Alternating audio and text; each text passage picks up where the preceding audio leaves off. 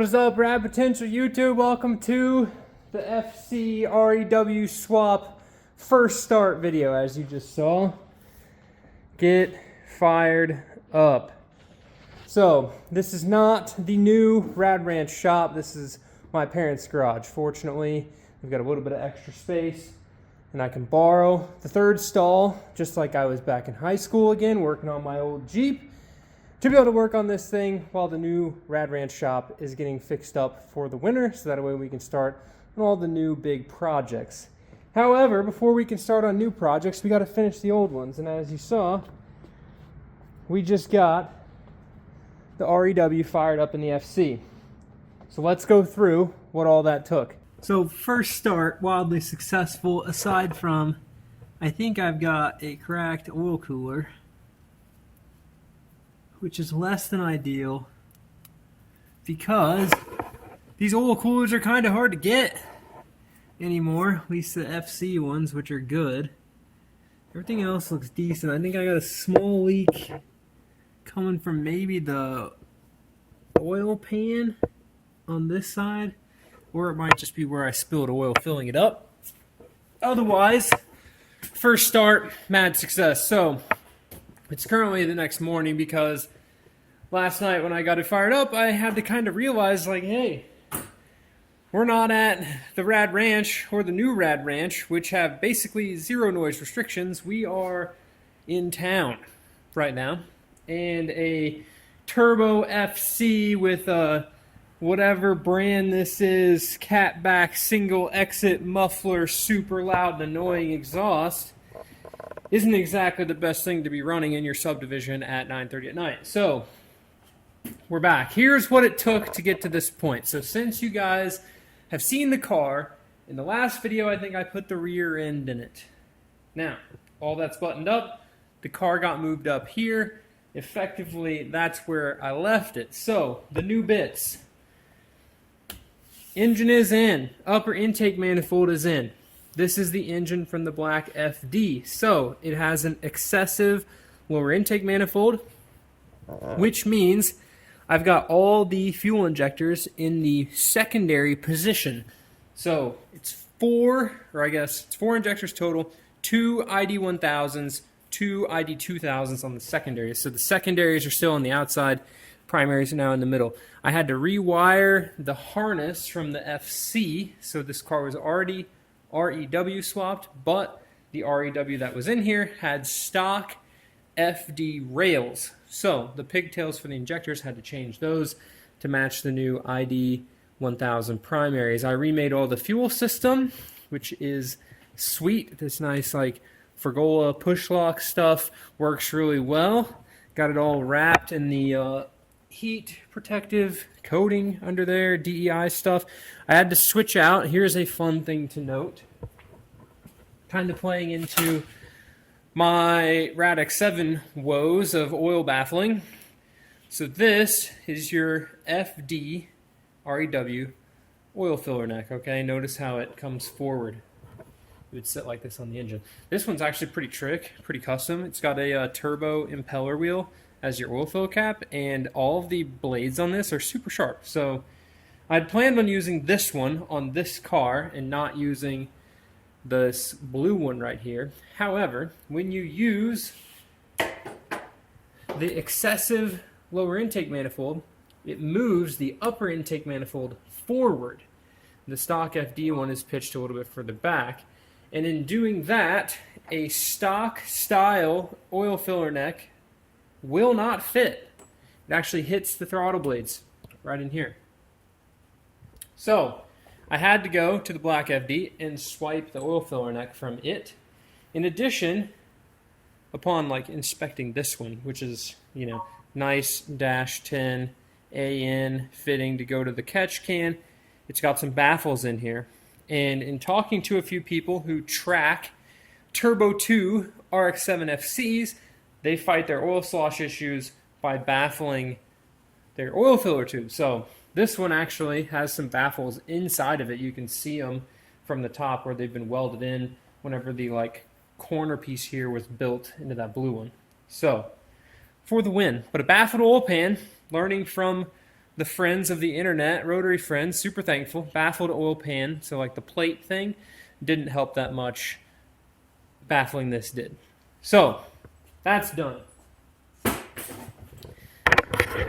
In addition to the fuel system stuff, moving to the cooling system, had to install this T, which was kind of already here, but I just improved it with some better hoses and hose clamps. I still got to bolt down the metal hard line here. In addition, I've got a an air filter on the inlet to the turbo. With how this FC intercooler piping kind of shook out, this is just some leftover pieces from like an FD V-mount kit or something. I don't exactly know, but leftover pieces. Had a blow-off valve since I got rid of the pipe that had the previous blow-off valve. There's no room for me to put this filter in like a better spot. Once the electric fan is in here, like bringing it over here, it's just going to suck hot air. Intercooler pipe's in the way, so can't go that way, so we just got a shorty filter, which is fine. This is literally just a Spectra unit from the parts store. It'll be a good filter. I had to fabricate an exhaust, which I don't think you can see down there, but it has a test pipe that goes from this down pipe, so just a straight piece, to basically a straight pipe exhaust, which is the like HKS or whatever, super loud and obnoxious deal back there. Rerouted some vacuum hoses. The fuel pressure regulator was here in a previous iteration. Last night when I fired it up, it wasn't showing fuel pressure, so I need to go address or look at. It doesn't sound to my ear like the fuel pump was running at full power, so I need to assess that. I believe some of this janky wiring right here is a custom fuel pump relay, and this fuse is the main power for it, so probably need to do some improvements on that in this video really quickly as well. Otherwise, it's basically ready for me to set it on the ground and go. I don't think, yeah, nothing leaking on that fuel fitting there. Everything should be good. We got our map sensor hooked up. The boost gauge is working. Inside the car, I have pulled the interior. I've got to sort out the shifter. Also, I hate turbo timers, so why even have a turbo timer? I made these lovely little flat pieces in here where the back seats would go or your bins would go. So this car isn't going to have the rear interior for the sake of putting a roll cage back here eventually, and it needs a solid battery mount. So these two flat plates, I'll drill those. We'll clamp the battery down to those plates. I think it'll be good to go behind the seat. I really don't like behind the seat mounted batteries or bin mounted batteries, especially on an FD RX7, because when your car inevitably doesn't start because it's a rotary, and it's just because it's a rotary, it's going to crank and sometimes it won't start, and you have to jump start your car. You know how inconvenient it is to have to flip your seat forward, put your jumper cables on, flip the seat back so you can push the clutch in. Inevitably, it knocks off one of your jumper cables, and you've got to flip the seat forward again, flip the seat back, and then try to jump start it. Then you don't have it on good enough, and the battery's just in a terrible spot. So I like full trunk mount, like way back there, or just keep the battery in the engine bay. So got some wiring to clean up under here, which I have no idea what's going on. The dash location where the hood popper mount is broke. Who knows what that goes to. But we're getting there.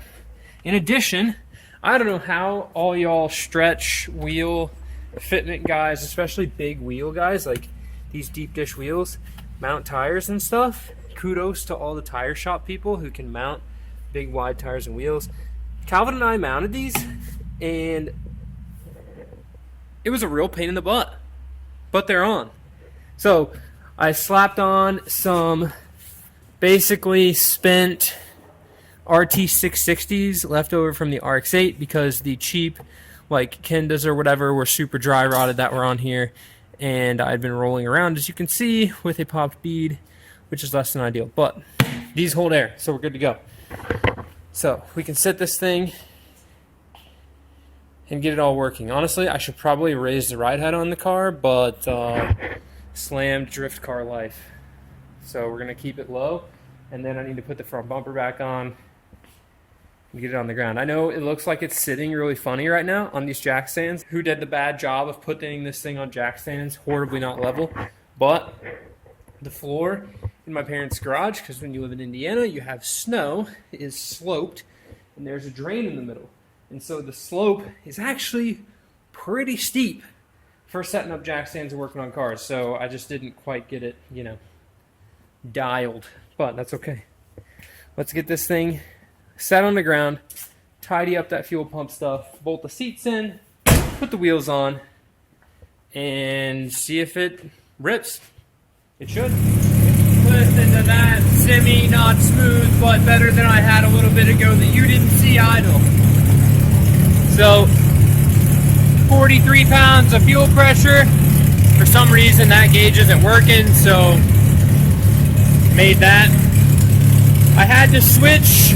It was fighting me on startup and stuff. I know it's hard to hear me right now, but I switched to the GM map sensor that was in the other car. So now we're pretty much good.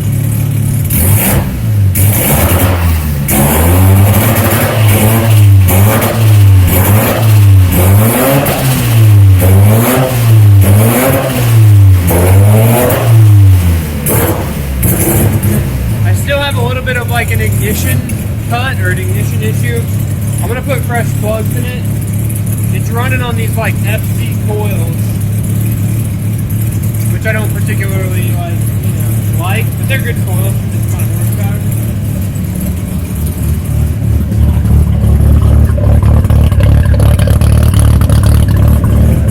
But this thing is very loud. I don't want at 11.5. Sounds terrible.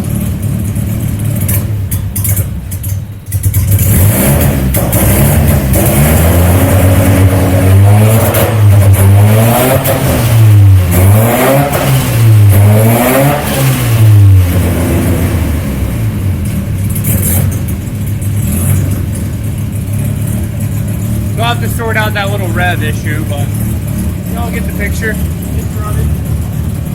It's running. See? And here's this dumb turbo timer keeping this thing running, and then I go in here to try to hit the buttons that make it go down, and it just, look at this, it's like freaking out. But the key is off, bro. I wonder if I just like unplug it. How can I disable the turbo timer?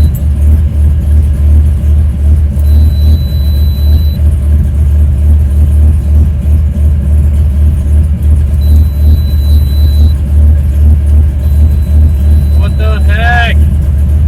Go away. Now will you turn off? Nope. Still fixed. Turbo timer. Junk. Had to turn the fuel pump off to turn it off. I don't know why I didn't think of that first, but. And now I've got the turbo timer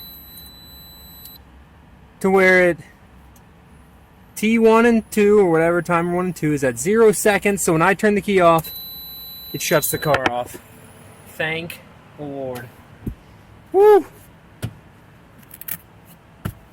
So I'm having a really good day. Got the car running, and now I can't drive it because the oil cooler line has exploded. It's not a cracked oil cooler, and it actually separated the crimp fitting on the stainless braided line, has blown itself off and spewed oil everywhere.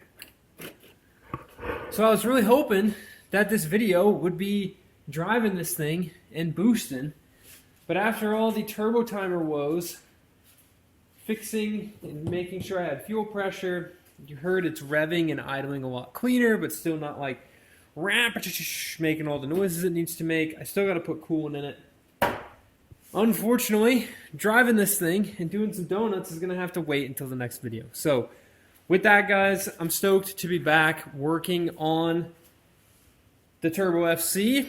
Not really, because I'd rather work on a lot nicer cars, but I'm stoked that this thing's running, stoked that we're making progress. I'm stoked to be back putting videos up on the channel, getting this stuff kind of all worked out. Not that I've reached the stopping point with the shop, but the concrete's done out at the shop. I've got to start hanging insulation and getting the new lights in. So that's kind of my task for tomorrow. And I really wanted to get this video out for you guys while I now order enough material and whatnot to make new oil cooler lines, because unfortunately I like to do things right, and these oil cooler lines just aren't going to cut it. So, especially since now that I have them both off of the front oil cooler and they haven't broken, we're just going to do it the right way. So, might be the end of the week before I get oil cooler lines here, and we'll get this thing fired up and we'll go do some donuts, and I'll fix the whatever else is going on. Probably TPS. Sounds like TPS. Revving and then wreck and just dying. I think it's TPS. And when I'm out at the shop hanging insulation, I'll grab my spare FC ignition coils if I need to switch these out, because I was getting some intermittent spark coming out of this leading coil.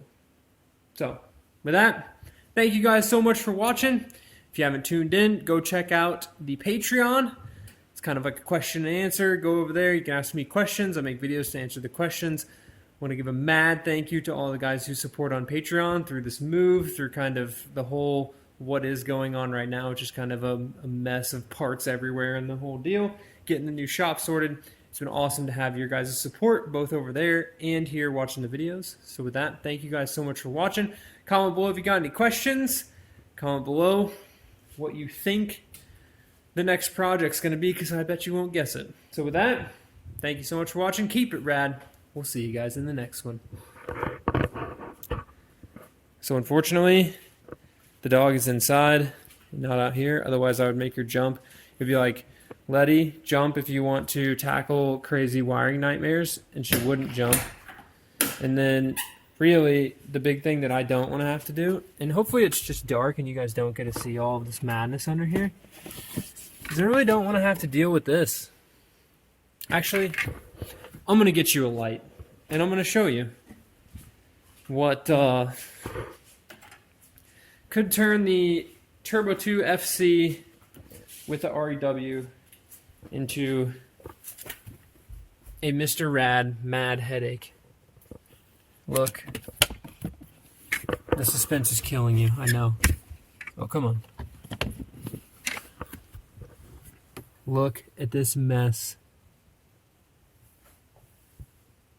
So we're just going to end the video there. I hope I don't have to figure that out.